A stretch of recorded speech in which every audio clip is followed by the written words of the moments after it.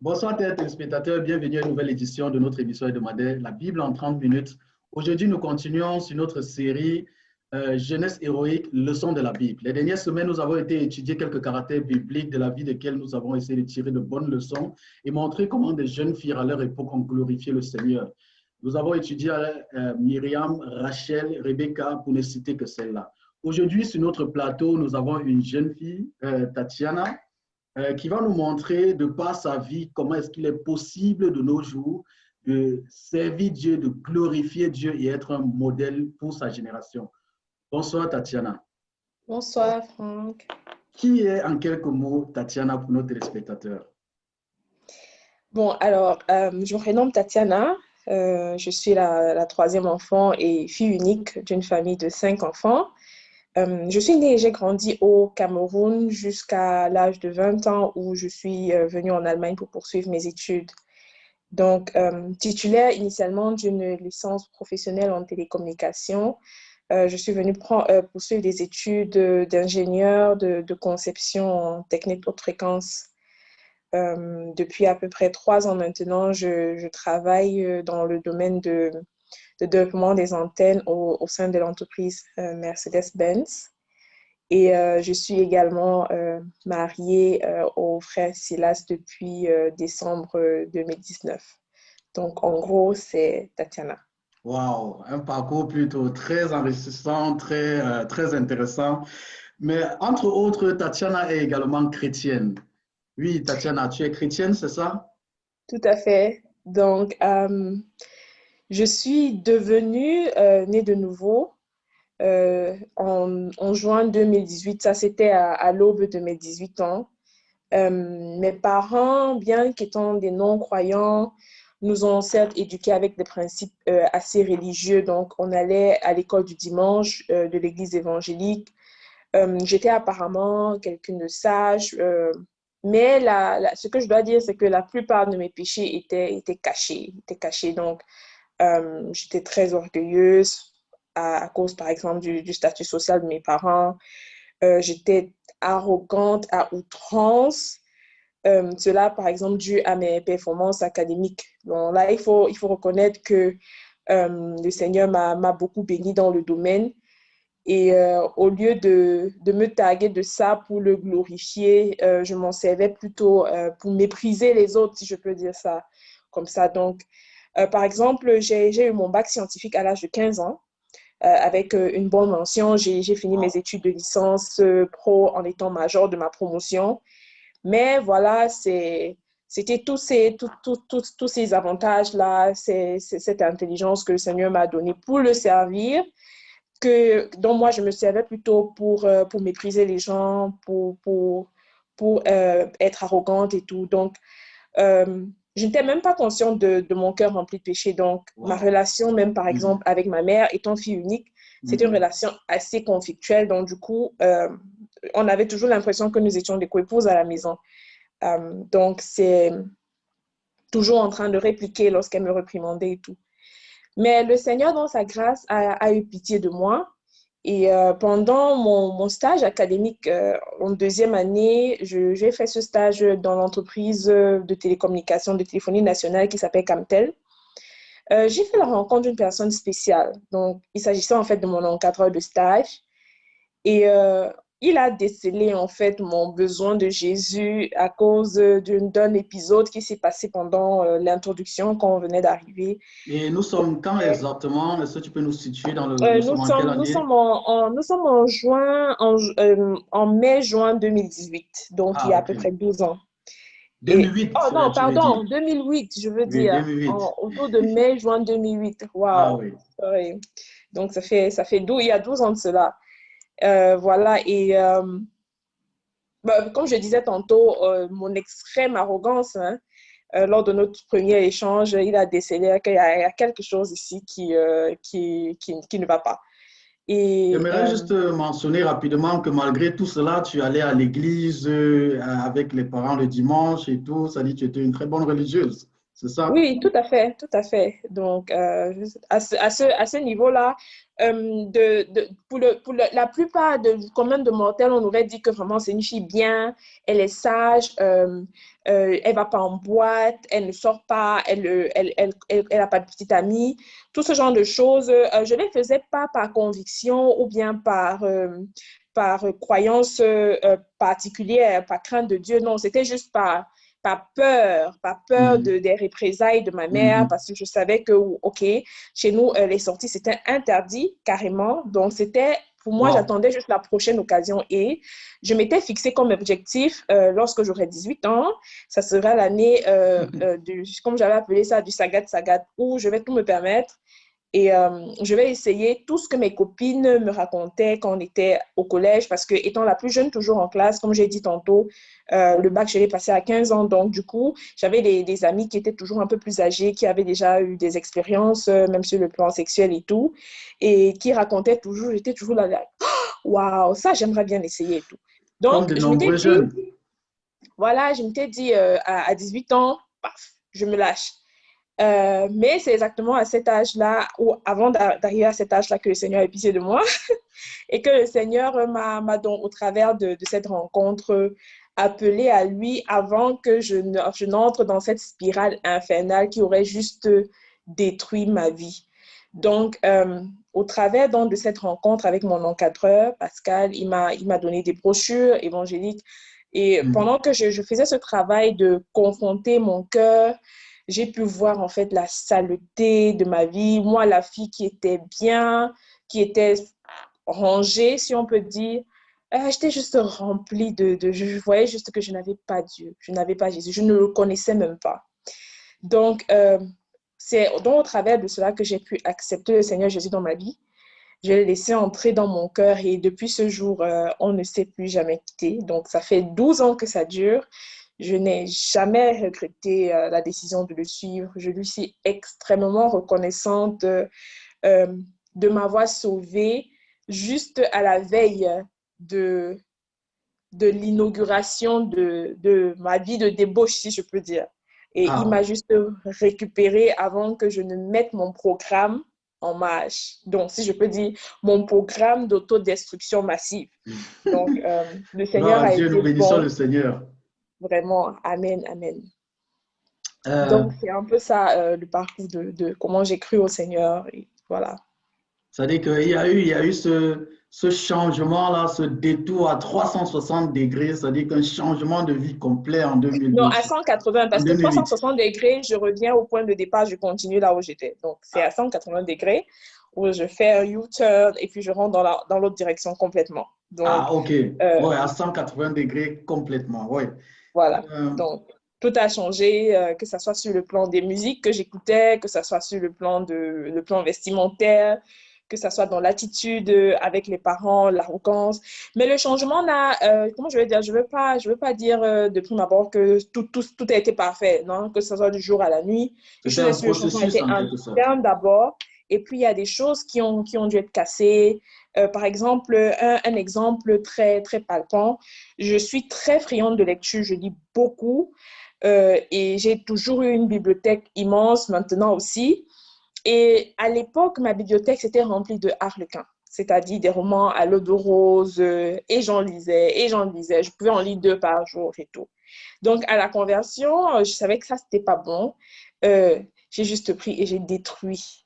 Je me suis séparée totalement de tous ces livres. J'en avais une collection, j'avais différentes collections. Et puis là, c'était vraiment un marathon qui dit ça, c'est fini. Répertoire de musique changé. Donc, il y a des changements qui ont été radicaux sur le coup, Ah, ouais. donc qui étaient beaucoup liés à tout ce qui était extérieur. Et les changements internes dans le caractère, ça a été continuel, c'est un processus, c'est toujours un processus jusqu'à nos jours, en fait. Donc, Un truc qui m'intéresse, j'aimerais savoir d'où est venue cette idée. Est-ce qu'il t'a été enseigné que tu devais te séparer de ces choses-là? Ou d'où est venue l'idée de faire de ce changement radical-là au niveau des bon, goûts et tout le reste? je veux dire que pour ma part particulièrement, j'ai été enseignée par Dieu. Pourquoi? Parce que au début de ma conversion, j'ai cru en 2008 Et je ne suis venue en Allemagne qu'en 2011 et j'ai rejoint notre mission en 2012. Donc, de 2008 à 2012, à peu près, j'étais une chrétienne autodidacte. Euh, j'ai été légèrement persécutée par mes parents au début et par mes amis, mais de façon assez légère parce que n'étant pas dans une communauté, n'étant pas dans une communauté rigide, parce que je suis restée à l'église évangélique parce que la personne qui m'a conduite au Seigneur, après, il est parti, donc je ne savais pas trop qu'est-ce que je fais de ce nouveau moi, en fait. Donc, j'étais autodidacte, j'allais à des retraites à gauche, à droite. Je Oui. dépensais maintenant tout mon argent de poche pour acheter la littérature chrétienne. Et le Seigneur était bon parce qu'il m'a conduit, en fait, dans des bons choix de littérature. Je me souviens, un des premiers livres qui m'a marqué, c'était un livre de Ralph Challis, Les 7 colonnes de la vie en Christ, et qui m'a vraiment donné les bases, en fait. Et Devenir une femme de valeur de Cynthia Hill. Donc, c'est avec ces livres, ces ouvrages, des ouvrages pareils, ou bien encore Le cœur de l'homme, que j'ai pu sonder mon cœur et que automatiquement, je savais juste, au contact des livres dont je n'ai pas eu besoin qu'on me dise, je savais juste ça ne passe plus. Ah, Ça ne ok. va juste pas. Donc, Donc, euh, ça s'est fait juste comme ça. Et hmm, pendant que l'amour pour le Seigneur grandissait, j'avais juste, je pense, que c'est le Saint-Esprit en moi qui me disait, même lorsque j'étais en train de regarder quelque chose, d'écouter quelque chose, ah, j'avais juste à avoir l'oreille qui va commencer à me faire mal, sachant que non, ça, je ne dois pas écouter. Quelqu'un ne me dit pas, mais je sens hmm. juste que je ressens des douleurs physiquement, que ici, c'est pas bon. Ou Comme si je quoi me Dieu rends parle à à un ses lieu, enfants. oui, tout à fait. Donc, si je me rends à un lieu où je sais que, je ne vais pas dire je sais que Dieu n'y est pas ou Dieu ne m'aimerait pas que je m'y rende, mais quand je vais arriver me rendre là-bas, je ne vais juste pas avoir la paix. Je me sentis tellement malade, tellement mal, jusqu'à ce que je quitte cet endroit. Donc, c'est comme ça que le Seigneur a eu à me préserver en attendant justement de me placer dans un endroit où j'allais recevoir l'enseignement nécessaire, la nourriture qu'il fallait pour pouvoir grandir. Donc, c'est un peu comme ça. Donc, toute cette phase d'autodidacte que j'ai passée avant de me retrouver ici. Ah, ok. Et comme je l'ai mentionné plus tôt, les persécutions étaient légères, c'était du genre, c'était plus des moqueries en fait, du genre, oh, maintenant elle est devenue pasteur. Et mon père me disait même parfois à l'époque, voilà, quand tu vas ouvrir ton église, je serai trésorier et tout. Donc, je ne sais pas si je veux dire qu'on me prenait pour au sérieux, mais voilà, c'était des railleries un peu dans ce sens-là. Mais Donc, les pour vrais. ainsi dire, les premières années dans la foi, ce qui t'a aidé à persévérer, ça a été de la bonne littérature chrétienne, ça a été aussi les directives ou la direction de Dieu, ta sensibilité à écouter Dieu, à obéir Dieu, à te séparer de ce que tu recevais comme n'étant pas plaisant à Dieu et tout. Mais comment est-ce que tu as continué à persévérer plus tard? Après, tu nous as parlé d'être arrivé en Allemagne par la suite. Comment est-ce que tu as persévéré plus tard? OK. Donc, à mon arrivée donc en Allemagne, le Seigneur a rendu, c'est vrai que je me suis confrontée à un nouvel environnement, à une nouvelle culture, un nouvel système de valeurs en fait. Et je me suis rendu compte que mon amour pour le Seigneur était en train de baisser. Je commençais à accepter pour moi ce qui était inacceptable, à m'acclimater. Certes, il y a des choses pour moi qui étaient encore no-go, comme les sorties en boîte et tout. Pour ça, c'était clair, hein, c'était déjà réglé. Mais ma haine du péché, je commençais à tolérer pas mal de choses et je me rendais juste compte que le zèle que j'avais, ce zèle, cette façon de brûler pour le Seigneur, peu à peu, ça m'énuisait en fait. Donc, j'ai contacté un ami qui aussi avait cru et il était en France et je lui ai un peu parlé de la situation. Voilà, je n'arrive plus à brûler pour le Seigneur, c'est difficile, je piétine, c'est difficile en fait. Mhm. Et il m'a donc mis en contact avec le pasteur de la communauté où je sers le Seigneur aujourd'hui, qui est la CMCI. Donc, le pasteur, c'était le pasteur Gislain. Et voilà, il nous a mis en contact et c'est là donc que j'ai pu rejoindre la communauté, que j'ai appris maintenant les bases, si je peux dire, vraiment de la vie chrétienne, de savoir comment marcher avec Dieu, de rendre la chose vraiment pratique, comment écouter Dieu, comment lire sa Bible de façon systématique, apprendre à prier, à méditer, Mhm. vraiment, Vraiment apprendre à connaître Dieu, à marcher avec Dieu et à le servir de façon vraiment, ayant un but en vue, une vision, de façon vraiment, vraiment ordonnée. Pour moi, c'était justement ce qu'il me fallait parce que je suis quelqu'un de très pragmatique, de très ordonné. Et c'était juste le Seigneur m'a juste conduit. Et je dois dire qu'avant de me mettre en contact, avant de me conduire même dans cette communauté, j'ai eu à faire des expériences parce que j'avais soif de Dieu, je cherchais. Mais jusqu'à là aussi, le Seigneur a été au rendez-vous pour me guider. Donc, chaque fois que je faisais des recherches, je vais me rendre dans quelle église. Quand j'y vais et que ce n'est pas le bon endroit, là, je ressens au fond de moi, sors d'ici. Il y a une voix qui me dit, tu sors d'ici. Et je ne peux même pas m'asseoir 5 minutes, je dois sortir de là. Ah, ok. Donc, il y a des églises comme ça que j'ai eu à visiter où, à un certain moment, ça passait, je pouvais tolérer. À d'autres moments, c'était, tu sors d'ici, tu sors d'ici. Et c'est comme ça donc, que le Seigneur m'a conduit. Quand je suis arrivée à la CMC, il m'a dit, c'est ici, là. Donc, j'ai ressenti que là, j'étais au bon endroit. Et voilà, ça fait quoi, 2012, 2020, ça fait 8 ans 8 ans. que Gloire à ça dure. Dieu. Ah, nous Et voilà. bénissons le Seigneur. C'est-à-dire, nous Amen. retenons donc ce qui t'a aidé à persévérer dans la foi après ta rencontre avec le Seigneur Jésus-Christ en 2008. Ça a été de la bonne littérature chrétienne. Ça a été un cœur obéissant à Dieu, à l'Esprit de Dieu qui t'a parlé, qui t'a conduit plusieurs fois. Et plus tard, ça a été une communauté dans laquelle le Seigneur t'a conduit sous la direction d'un homme de Dieu qui a pu t'enseigner et qui a pu te conduire, te guider dans ta marche avec le Seigneur et t'a permis de faire du progrès. Tout à Euh, fait. mais au début de l'interview, lorsque tu parlais de la vie avant la conversion, tu nous as parlé de la relation avec ta maman qui n'était pas des plus agréables et tout. Et d'où ma prochaine question, qu'est-ce qui a changé à ce niveau après la conversion? Comment as-tu servi tes parents après que le Seigneur t'ait sauvé, après que tu sois entré dans cette nouvelle vie? Comment as-tu servi tes parents spirituels, ceux avec qui le Seigneur t'a conduit plus tard pour persévérer, pour grandir en Allemagne? Comment concrètement as-tu implémenté le service à ce niveau? OK. Mon appartenance à Christ ne m'a en rien exempte de mes devoirs en tant qu'enfant. Bien au contraire.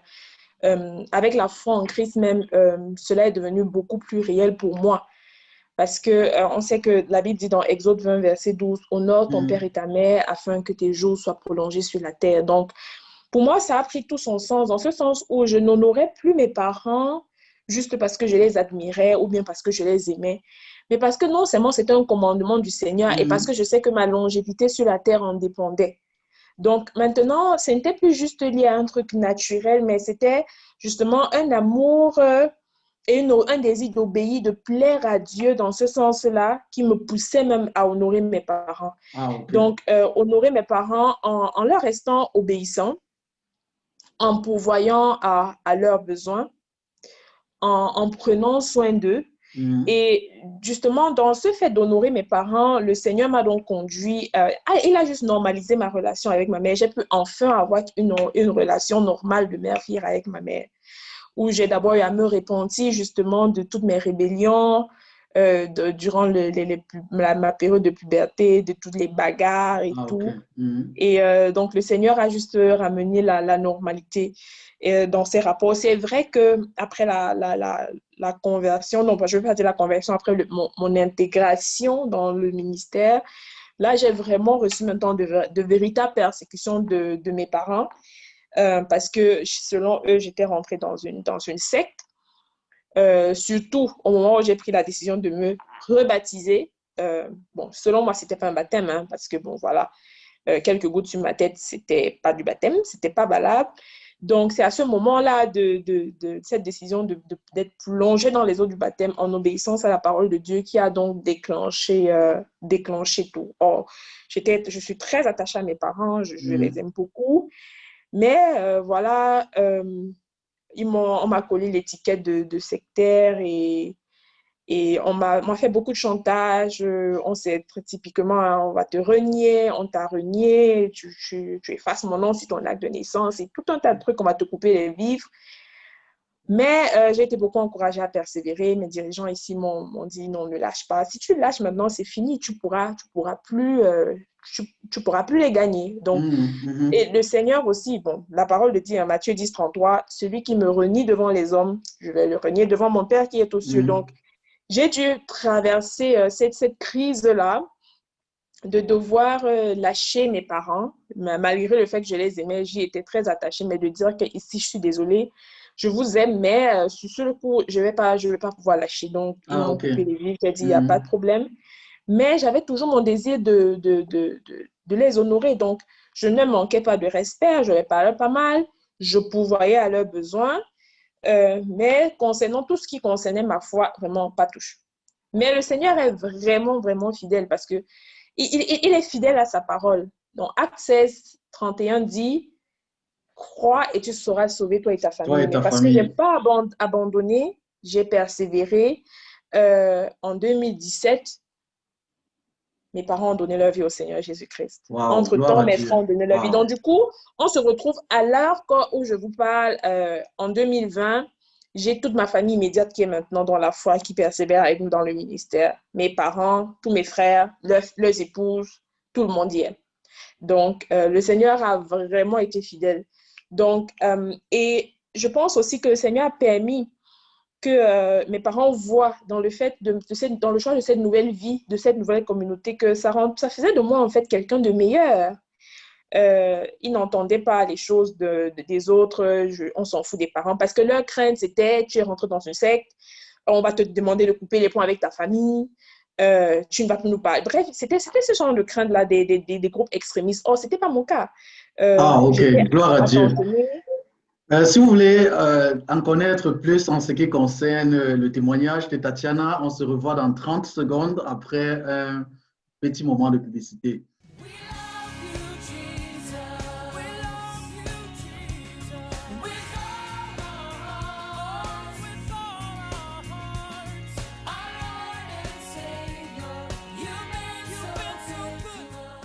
Bonsoir, chers téléspectateurs. Nous sommes à nouveau là après un instant de pub. Comme Tatiana nous témoignait tout à l'heure, à cause de sa persévérance, parce qu'elle a tenu, elle a cru la parole de Dieu qui dit crois et tu seras sauvé, toi et ta famille. Elle n'a pas laissé, elle n'a pas cédé à la pression, à la persécution. À cause de sa persévérance, le Seigneur a fini par sauver ses frères, sauver sa famille.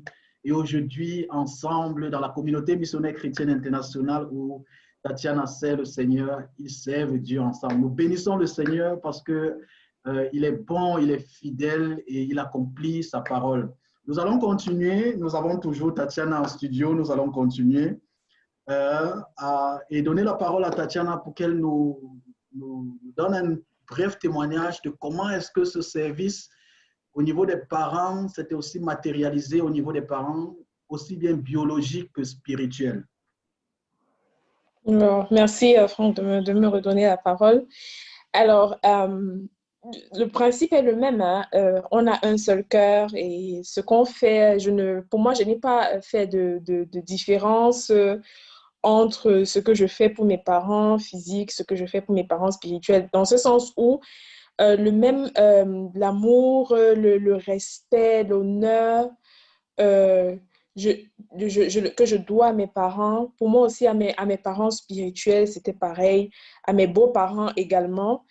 Et je rencontrais leurs besoins je rencontre, je parle au présent, en pourvoyant à leurs besoins, en les servant de façon pratique quand on est en présentiel et pourvoyant à leurs besoins financiers comme matériels.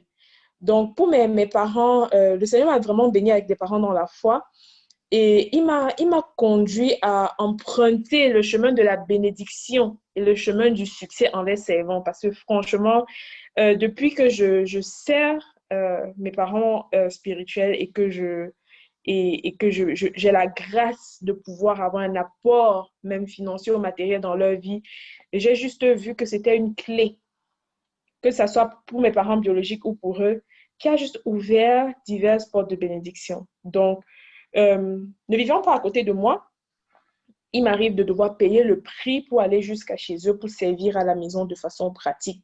Moi, en tant que femme, la cuisine, le ménage et tout, juste être là, juste être disponible Mhm. quand on a besoin de moi, lorsqu'on fait des demandes, des requêtes, juste être cette personne-là qui va faire ce qu'on demande de faire de la meilleure des manières et en temps. Donc, de servir, d'être là, d'être une enfant à leur côté. Et le Seigneur m'a aussi à plusieurs reprises conduit à rencontrer les besoins financiers inconnus, parce qu'ils n'en ont pas forcément parlé, mais qui étaient inconnus et qui a juste arrivé à bon port. Et là, j'ai su que vraiment le Seigneur est en train de me planter là-dedans.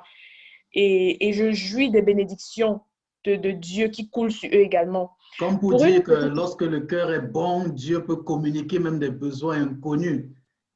Oui. Donc, une fois, j'ai reçu dans mon cœur de donner l'argent à ma maman spirituelle et sur une certaine base régulière pour une certaine mission.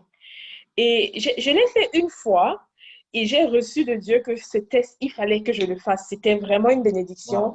Et au travers d'un enseignement du frère Théodore, qui est le dirigeant de notre ministère sur le plan mondial, il a enseigné, c'était un camp, une session de l'école de la connaissance et du service de Dieu pour les jeunes, pour dire comment est-ce qu'on fait pour implanter des choses spirituelles, pour développer en fait, planter des racines pour que quelque chose devienne un monument avec le temps. Donc, il a dit, ce sont des choses que tu ne fais pas de façon passagère. Tu le fais de façon systématique. Et avec le temps, ça va devenir une sorte de colonne. Ça va devenir quelque chose que tu pourras même transmettre à tes enfants, Mhm. spirituellement parlant. Mhm. Donc, j'ai reçu de Dieu que c'était quelque chose qu'il fallait que je fasse. Et j'ai été fidèle à ça. Et j'ai eu de plusieurs différentes manières la confirmation que cette chose, ça venait de Dieu. C'est Dieu qui avait déposé ça dans mon cœur la première fois et il ne fallait pas que je le perde. Donc, que ça ne soit pas quelque chose de passager, mais que de façon systématique. Donc, que ce soit pour mes parents spirituels, que ce soit pour mes parents biologiques. Euh, euh, Étant quelqu'un d'assez discipliné, hein, le don à eux, en fait, leurs dons financiers sont budgétisés. Donc, pour moi, c'est pas j'aide mes parents de temps en temps ou bien s'ils en ont besoin. Non, c'est de façon systématique. Chaque mois, comme je mets de l'argent de côté pour mes besoins personnels, pour manger, il y a l'argent qui va de côté pour mes parents spirituels. C'est établi. C'est établi. Et je rends grâce à Dieu parce que mon mari a la même vision et que ça n'a jamais été un sujet de débat Oh, on pour bénit le nous, bien au Seigneur. contraire. Bien au contraire, il a même élevé les montants, si je dirais comme ça, de sorte que on Gloire ne à va pas Dieu. régresser, on va plutôt aller progressivement. Amen. Amen. Donc, c'est un principe biblique et le Seigneur m'a béni de multiples manières depuis que je le fais. Donc, je suis restée une enfant pour mes parents. C'est ça qui les a aussi beaucoup encouragés, même à pouvoir croire, parce qu'ils ont vu que Jésus ne m'a pas éloignée d'eux particulièrement. Ou bien, du coup, Jésus ne m'a pas transformée en quelqu'un qui disait les parents n'ont plus jamais avoir affaire Ah, avec eux. Mais non, ça a plutôt été dans mon attitude, même avec eux, dans ma manière de les servir. Mes parents biologiques, c'est un facteur qui les a attirés, en fait, aussi à Dieu. Amen. c'est-à-dire, en résumé, Donc, honorer les parents, servir les parents ont été aussi et sont a été est une source de bénédiction et continue d'être une source de bénédiction pour toi-même et pour eux également, avec au travers des exemples que tu nous as montrés. Au tout à début fait. aussi de l'interview, tu nous as parlé, tu as évoqué l'expression service à Dieu. Et Mhm. nous voulons aborder la question un peu avec plus de détails. Comment et à quel moment as-tu commencé à servir Dieu? Comment sers-tu Dieu présentement? Peux-tu nous en dire plus sur la question? OK. Le Seigneur, dans sa grâce, hein, parce que tout vient de lui, il m'a placé au meilleur endroit, en fait, où je pouvais être. Donc, dans ce ministère qui a une vision globale et cette vision absorbe non seulement ma vie, mais absorbe la vie, peut absorber la vie d'un milliard de personnes. Donc, le but de notre ministère est de prêcher l'évangile à 10 milliards de personnes vivant dans notre génération et à présenter au Seigneur à l'horizon 2065 un milliard de disciples qui vont lui rendre une obéissance totale en toutes choses et en tout temps. Mhm. Et ces disciples seront rassemblés dans 250 millions d'églises de maisons dans 250 nations. Donc, quand j'ai rejoint le ministère donc en mi-juin 2012 par là, j'ai d'abord commencé à apprendre les bases de la vie chrétienne. Donc, c'est quoi? Comment lire sa Bible de façon systématique, méditer, prier, jeûner, et comment juste connaître et marcher avec Dieu, savourer cette relation. Mais le Seigneur nous a donné un cœur pour l'aimer totalement. Le Seigneur nous a donné un cœur pour le servir. Donc, en Mhm. 2013, le Seigneur a amené une personne spéciale dans ma vie, qui est donc ma mère spirituelle, dont depuis on parle, on fait mention. Et elle m'a imparti en fait la flamme missionnaire, elle-même étant missionnaire avec son époux. Donc, il y a juste une connexion et un désir pour moi d'être comme elle et de partir à l'aventure pour Jésus. C'est vrai que dans l'âme, je suis une aventurière. J'aimais bien l'aventure, mais dans le monde où un peu après, j'ai fait beaucoup de pays. J'ai été en Asie, j'ai été en Amérique, j'étais un peu partout. Mais cette fois-ci, il ne s'agissait plus d'aller en balade, explorer, mais vraiment d'aller à l'aventure pour Jésus. Mhm. De dire, je peux tout laisser tomber pour m'embarquer dans l'entreprise missionnaire. Donc, c'est de là d'abord que la flamme est venue et ça a permis déjà d'orienter dans le choix des études, Mhm. même dans le choix j'étais déjà certes en études, mais même dans le choix de la carrière, de ce que je suis en train de faire. Par exemple, là, je suis un très bon employeur. Mercedes, c'est un employeur très prisé. Wow. Gloire à Mais Dieu. dès mon entrée ici, dans mon cœur, et même à mes employeurs, je leur ai dit, je suis là pour un temps parce que je suis missionnaire. Je vais partir. Donc, c'est clair pour tout le monde que je vais partir. Et je n'ai pas essayé de m'accrocher, oh, les plans de carrière, il faut que je progresse comme ça, j'arrive comme ça, comme ça, comme ça, m'établir parce que des gens font des plans ici, des visions sur 25 ans, 30 ans.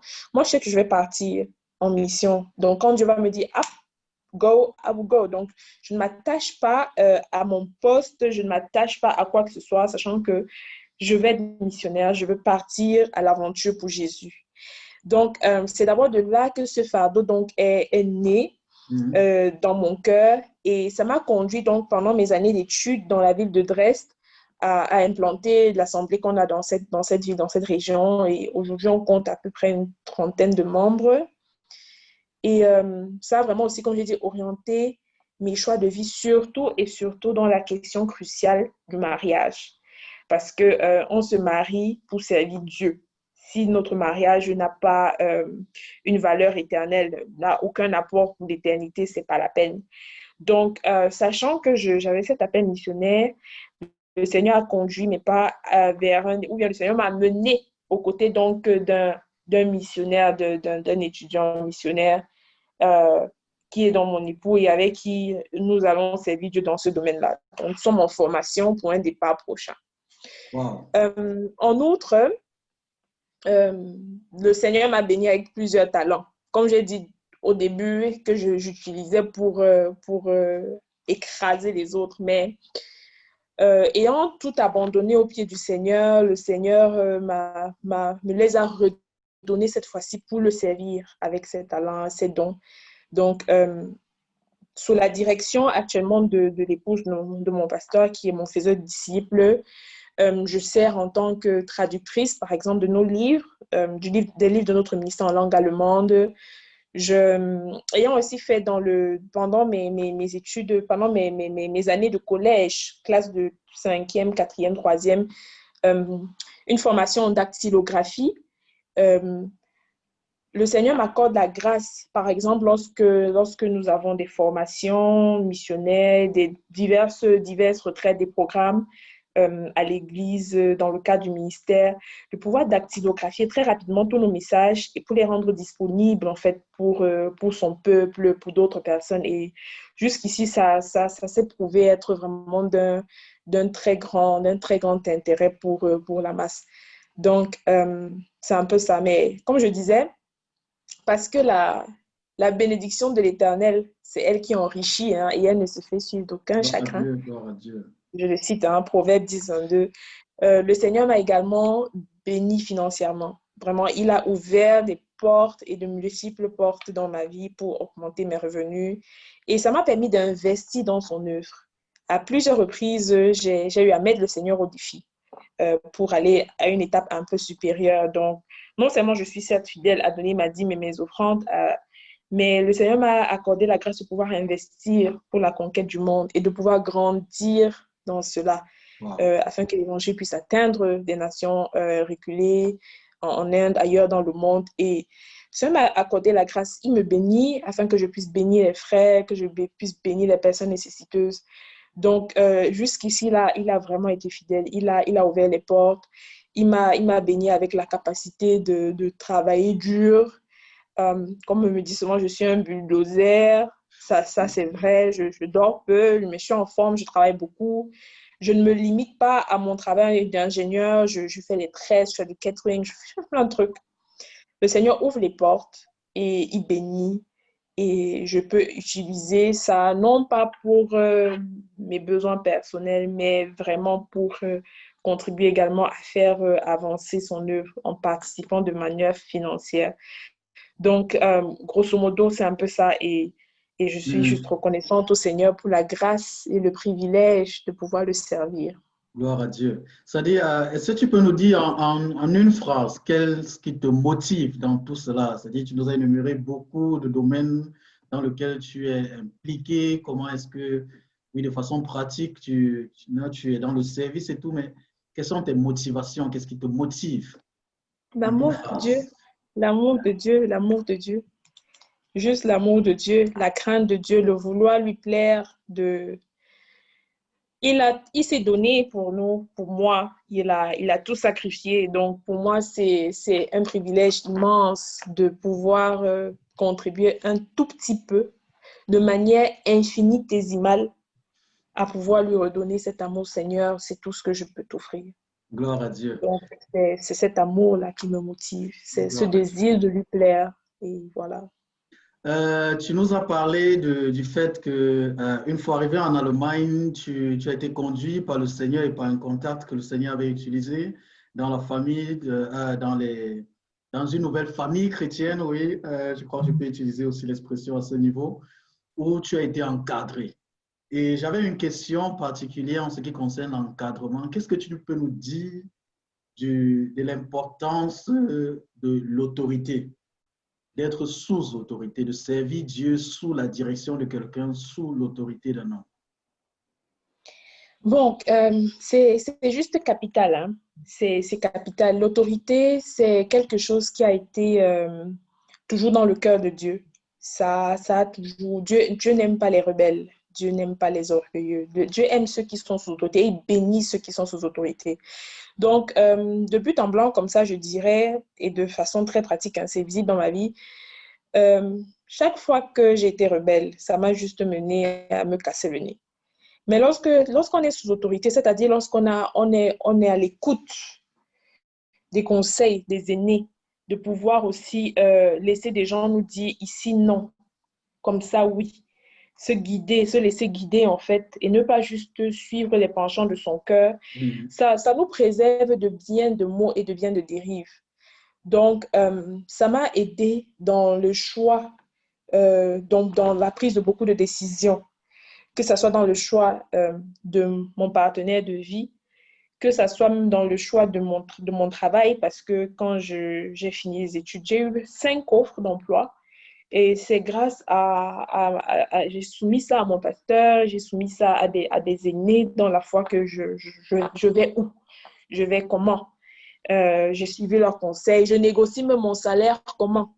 Même pour le choix de mon véhicule, je me suis tournée vers eux. Donc, et à tout moment, je pense que même juste déjà cette attitude de cœur-là, même déjà ça, le Seigneur le bénit. Donc, il peut même arriver que ton autorité se trompe, fasse une erreur, parce que personne n'est parfait. Il peut se tromper dans son jugement.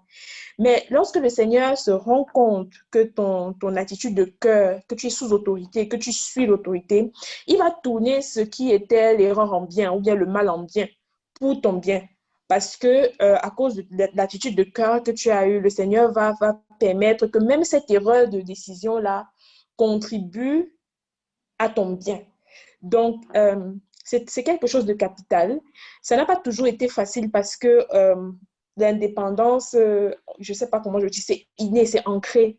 Donc, on doit se faire violence pour être sous autorité, Mhm. surtout lorsqu'on se dit, oh, je suis venu en Europe de mes propres moyens, personne n'a rien à me dire, en plus, c'est même pas mon père et tout. Donc, de dire que je me place sous la direction de quelqu'un qui n'a pas de lien familial, donc qui n'a pas de façon naturelle, normalement, de droit sur nous, et de décider que, bon, voilà, je veux suivre comme ça, c'est une attitude que Dieu bénit, que Dieu bénit. Et quand on ne s'y plie pas, on va juste, à ses dépens, se casser le nez devant et apprendre. Si on avait écouté, on se serait épargné beaucoup de douleurs, beaucoup de maux. Et les choses allaient juste être très, très faciles. Et il y a tellement d'exemples bibliques de personnes qui ont été sous autorité, qui ont été juste extrêmement Nous avons par bénies par exemple Dieu. la reine Esther, un Par exemple. exemple, oui. Donc, il y a la reine Esther et diverses autres personnes. Je prends l'exemple même de David qui a été sous autorité de ses parents. Il a toute sa vie durant. Et Dieu a béni ça. Mais tous ceux qui ont été rebelles, ça a mal fini. Ça a toujours mal tourné, en fait. Bon, Donc, Dieu. c'est un peu ça. Donc, nous pouvons dire qu'il est... Et parlant de l'autorité aussi, ça se limite pas juste à dire je suis sous autorité, parce que c'est facile de dire ça, de dire chez telle personne que c'est de pouvoir consulter véritablement. Et quand on vient consulter l'autorité, la plupart du temps, c'est qu'on vient déjà avec son idée préconçue et on vient déjà avec quelque chose d'arrêté et on vient juste pour que la personne officiellement valide. Donc, tu es vraiment sous autorité lorsque tu viens avec peut-être ton projet ou bien une idée et que tu t'attends à ce que vraiment, ce que l'autorité va dire, je vais faire. C'est-à-dire Sachant que qu'il peut non, juste, c'est aussi une réponse. voilà, il peut juste mettre une croix totale sur ce que tu soumets là et que tu acceptes cela joyeusement et dire, OK, c'est la volonté de Dieu, je suis venu avec cet esprit-là, je m'y plie, même si ça fait mal, même si ça ne m'arrange pas et je continue. Donc, ça, c'est cette disposition de cœur-là. Au-delà de ça aussi, dire qu'on est sous autorité, ça veut dire on est redevable, comment je vais dire ça? On doit rendre compte à l'autorité. Donc, tu ne peux pas dire que tu es sous l'autorité de quelqu'un et il ne sait pas ce que tu fais de tes journées. Il ne sait pas ce qui se passe dans ta vie. Il ne sait pas comment tu gères ton argent. Il ne sait pas comment tu utilises ton temps. Donc, être sous autorité, c'est aussi de pouvoir faire un compte rendu étalé, juste être transparent totalement Mhm. vis-à-vis de la personne ou des personnes. Et ça va permettre à Dieu de leur donner une meilleure lecture spirituelle même et de savoir et de mieux orienter parce que après tout ça concourt à notre bien. Toute chose concourt au bien de ceux qui aiment Dieu. Tout ça va concourir à notre bien si on essaie d'être cachotier, de dire des demi-vérités, de dire les choses en partie, ça va plus aider à nous conduire en fait dans l'erreur. Donc, c'est un peu ça. Donc, l'encadrement est crucial. Et toi qui as su si bien, par la grâce de Dieu, profiter d'un encadrement et jouir des bénédictions, jouir de tout ce qui peut en découler, comment est-ce que toi, tu le redonnes à la jeune génération? Je dirais, en d'autres mots, comment tu pourrais nous décrire tes rapports avec les plus jeunes? Bon, comme j'ai dit Comment dans aides-tu les plus jeunes? Comme toi, notre, tu as été notre, si bien notre, aidé. notre vision, c'est, comme j'ai dit, on doit présenter 1 milliard de disciples au Seigneur en 2065. Ce ne sera pas une personne qui le fera, n'est-ce pas? Donc, le but, c'est de pouvoir retransmettre, créer une chaîne de transmission pour retransmettre ce qu'on a reçu à Mhm. d'autres. Mhm. Donc, pendant que le Seigneur nous conduit, lorsqu'on prêche l'Évangile, on rencontre des personnes, on leur parle du Seigneur Jésus et qu'ils donnent leur vie au Seigneur Jésus, le Seigneur les sauve. Il faut aussi qu'on puisse les accompagner de sorte que ça ne soit pas lourd juste sur ceux qui ont été avant nous. Donc, ce on a appris, qu'on puisse le mettre en pratique et qu'on puisse également le transmettre à d'autres. Ce qu'on a fait pour nous, qu'on puisse le faire à d'autres. Je pense que Paul a dit à Timothée, hein, de chercher des personnes qui sont fidèles, à qui il peut transmettre, qui peuvent transmettre. Donc, c'est dans ce sens-là qu'avec bon, quand on dit plus jeune, je pense que c'est plus jeune dans la foi, c'est pas forcément en âge, Non, mais surtout. d'avoir d'autres personnes sous mon aile qu'on accompagne, avec qui, par exemple, j'ai un cas très présent en ce moment Pratique, ouais, c'est ce dont nous avons d'un jeune besoin. frère qui est dans la ville de Paderborn et qui maintenant, il vient de croire, il est en train de subir les mêmes persécutions que j'ai eu à traverser de ses parents, de ses frères. Il est entré dans une secte et tout. Et j'avais juste, je ne sais pas si je dis la capacité de lui rendre témoignage parce que j'ai traversé ça. Et je lui ai dit tout ce qui va lui arriver. Je lui ai dit, tes parents vont te dire ci et ça. On va te faire ci et ça. Et effectivement, c'est ce qui traverse. Il dit, ah oui, vraiment, ils m'ont dit ça. Et tout, j'ai dit que ne cède pas. Il a dit, ne cède pas. Ça sera du chantage affectif, ça sera ceci. Voici comment tu vas pouvoir gérer la persécution. Voici comment tu vas pouvoir te faufiler pour continuer à servir Dieu, pour ne pas renier Jésus en aucun cas, mais également pour être la meilleure version de toi, parce que c'est cette attitude que tu auras qui pourra faire gagner tes parents, parce que j'ai traversé ça, voici comment j'ai pu surmonter cela et comment aujourd'hui mes parents se retrouvent dans la foi. Donc, de cette manière, c'est comme ça qu'on tient les plus jeunes et qu'on les accompagne sur le chemin de la foi. Lorsqu'ils ont des difficultés, on est disponible, on est présent pour les écouter, on leur donne des conseils qui ne se nuisent pas juste au niveau de la foi, parce qu'on n'est pas qu'une foi, on est concernant les études, concernant le choix de carrière, de vie, comment faire pour avoir des jobs. Et puis, c'est comme ça que je partage avec les jeunes sur pratiquement tous les sujets. J'accompagne même d'autres personnes dans un cheminement même de physique de perte de poids. Euh, non pas pour être trendy à la mode, mais juste pour être la meilleure version de soi-même, avoir être dans la meilleure forme pour pouvoir servir Dieu le plus longtemps possible. Donc, on est dans ce combat-là et on se dit non, même à ce niveau, il faut pouvoir aider, accompagner ceux qui sont dans le besoin. Euh, Aider financièrement, il va de soi, aider avec des conseils, aider en priant pour eux, dans tous ces domaines-là. Juste être une grande sœur pour la plupart et juste retransmettre ce qu'on a reçu et faire profiter aux autres de notre expérience, de voir comment activer les canaux de bénédiction, comment est-ce que Dieu fonctionne, parce il y a des principes spirituels dans le monde qu'on voit. Dans les bénédictions, il y a des canaux, des idées. Dieu a une façon de fonctionner. Comment actionner ça? Parce que ça a marché chez moi. Dieu veut aussi que ça marche chez vous. Il veut bénir ses enfants. Mais il faudrait qu'on puisse savoir où se trouvent les sources. Ça aussi, c'est de pouvoir partager, de ne pas juste tout garder pour soi et en profiter tout seul, mais de partager. Et J'aimerais même voilà. mentionner à ce niveau que tu nous partageais au début qu'à côté de ton boulot en tant qu'ingénieur, que tu as d'autres petits boulots qui permettent d'améliorer tes entrées et tout, que une de tes astuces partagées avec les jeunes sœurs à l'église leur a permis d'arrondir le fin de mois par les tresses.